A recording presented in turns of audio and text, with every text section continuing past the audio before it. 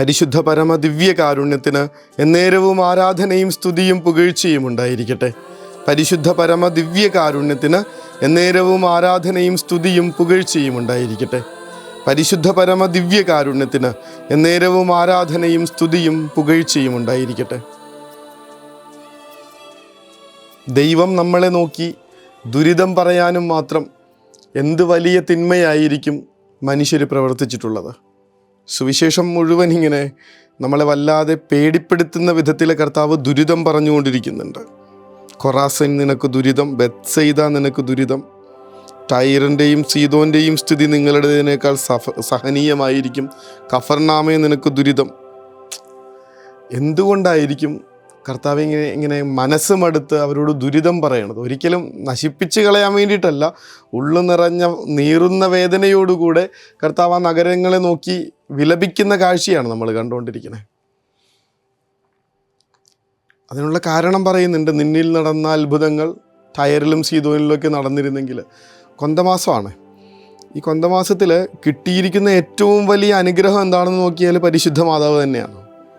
ഇങ്ങനെ ഒരു അമ്മയെ കിട്ടിയിട്ട് നമ്മൾ എന്തുകൊണ്ടാണ് ക്രിസ്തുവിനെ കണക്ക് നല്ല മക്കളാവാതെ, നല്ല മക്കളെ കണക്ക് ജീവിക്കാതെ? അത് മാത്രം ഒന്ന് ഓർത്താൽ മതി.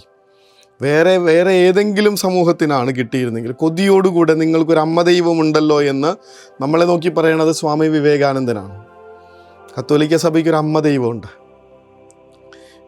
ഇത്രയും ചേർത്ത് പിടിക്കുകയും കർത്താവിൻ്റെ മുൻപിൽ നമുക്ക് വേണ്ടി മധ്യസ്ഥം നിൽക്കുകയും ആ പ്രാർത്ഥന ഒരിക്കലും നിരസിക്കാത്ത വിധത്തിൽ കർത്താവ് തൻ്റെ ഹൃദയത്തോട് ചേർത്ത് പിടിക്കുകയൊക്കെ ചെയ്യുന്ന വലിയ അനുഗ്രഹങ്ങളൊക്കെ കിട്ടിയിട്ട്, പരിശുദ്ധ മാതാവിനെ കണക്ക് അത്ഭുതപ്പെടുത്തുന്ന വലിയ കൃപ കിട്ടിയിട്ട്, അഭിഷേകം കിട്ടിയിട്ട്, നമ്മൾ എന്തുകൊണ്ടാണ് ഇങ്ങനെ തന്നെ സാധാരണ ജീവിതം ജീവിച്ചുകൊണ്ടിരിക്കുന്നത്? പരിശുദ്ധ കുർബാന എന്ന് പറയുന്ന ലോകത്തിൽ ഒരു മനുഷ്യർക്കും കിട്ടാത്ത വലിയ സൗഭാഗ്യം കിട്ടിയിട്ട് നമ്മൾ എന്താണ് ചെയ്തുകൊണ്ടിരിക്കുന്നത്? എല്ലാ ദിവസവും ഒരുമിച്ച് പ്രാർത്ഥിക്കാനായി ഒരിടമെന്ന കണക്ക് ഒരു കുടുംബം കർത്താവ് സെറ്റ് ചെയ്ത് തന്നിട്ട്, ഒപ്പം നിൽക്കാനും പ്രയാസങ്ങളിലും വേദനകളിലും എങ്ങനെ അതിനെ അതിജീവിക്കാനുള്ളൊരു കരുത്തുമായി കരം പിടിക്കാനും ഒക്കെ ഒരാളെ കൂട്ടു തന്നിട്ട് നമ്മൾ എന്തിനാണ് കലഹിച്ചുകൊണ്ടിരിക്കുന്നത്? ലക്ഷക്കണക്കിന് മനുഷ്യർ കുഞ്ഞുങ്ങളില്ലാതെ വാവിട്ട് നിലവിളിച്ചു കൊണ്ടിരിക്കുന്ന ഒരു ഭൂമിയിൽ ദൈവം ദാനമായി കുഞ്ഞുങ്ങളെ നൽകിയിട്ട് നമ്മൾ എങ്ങനെയാണ് അവരെ കർത്താവിന് വേണ്ടി വളർത്തിക്കൊണ്ടിരിക്കുന്നത്? നന്ദിയില്ലാതെ പോകുന്ന, സ്വർഗം തന്നിരിക്കുന്ന കൃപകൾക്കും അനുഗ്രഹങ്ങൾക്കും അഭിഷേകങ്ങൾക്കും നന്ദി പറയാതെ, സന്തോഷത്തോടുകൂടെ ജീവിക്കാതെ, പരാതി പറയുകയും അതിനെ ഇങ്ങനെ വല്ലാതെ മിസ്യൂസ് ചെയ്യുകയൊക്കെ ചെയ്ത് ജീവിക്കുന്ന മനുഷ്യരെ നോക്കിയിട്ടാണ് കർത്താവ് പറയുന്നത് ദുരിതം.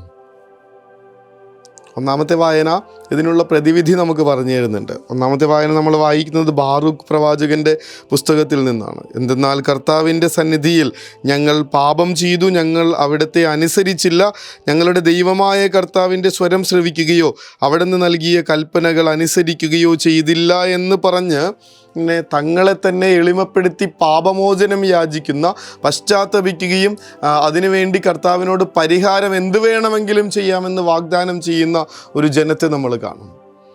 ഇത്രയും നാൾ കർത്താവ് തന്നിട്ടുള്ള അനുഗ്രഹങ്ങൾക്ക് ഇങ്ങനെ അനുസരിച്ചല്ലല്ലോ നമ്മൾ ജീവിച്ചത്. കരം കൂപ്പി കണ്ണു നിറഞ്ഞ് നിൽക്കാനും മാത്രം അനുഗ്രഹങ്ങൾ ഓരോ ദിവസവും കർത്താവ് തന്നിട്ട് നമുക്ക് പരാതി മാത്രം ബാക്കിയാവുന്നത് എന്തുകൊണ്ടാണ്?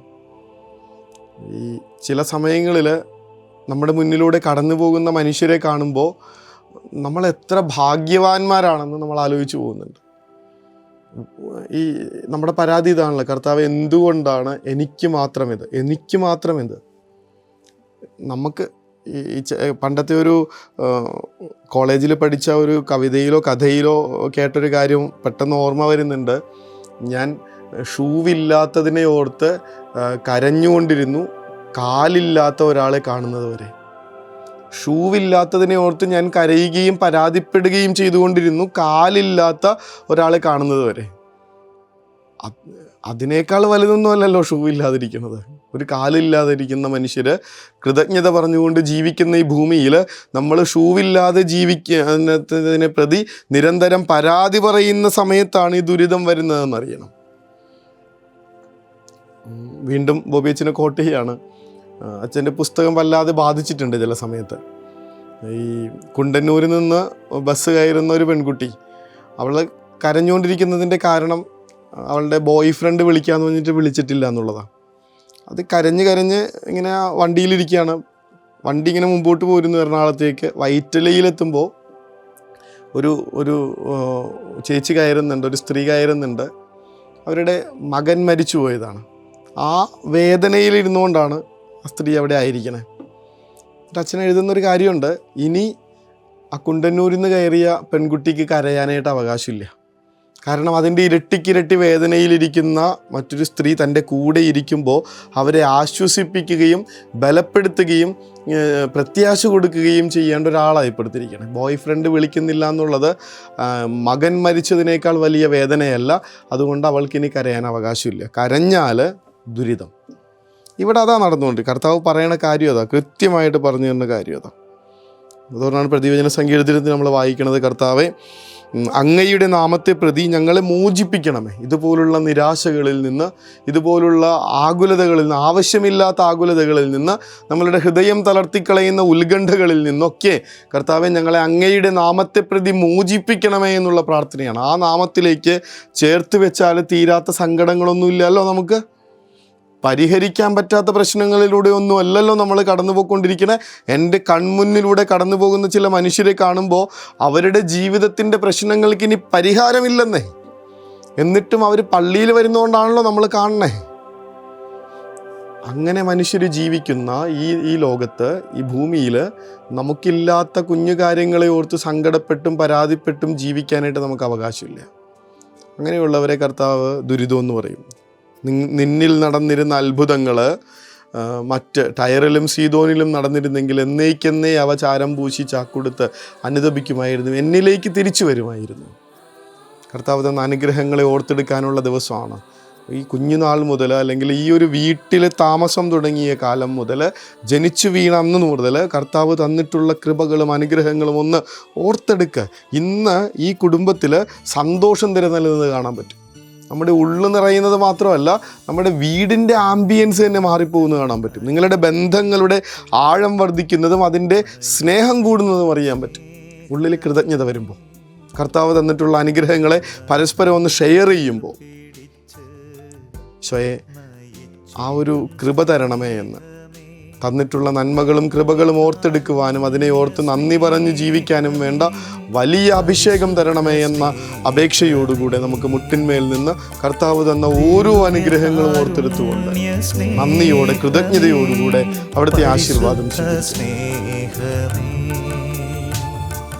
പരിശുദ്ധ പരമദിവ്യകാരുണ്യമേ അനന്ത സ്നേഹമേ, പരിശുദ്ധ പരമദിവ്യകാരുണ്യമേ അനന്ത സ്നേഹമേ.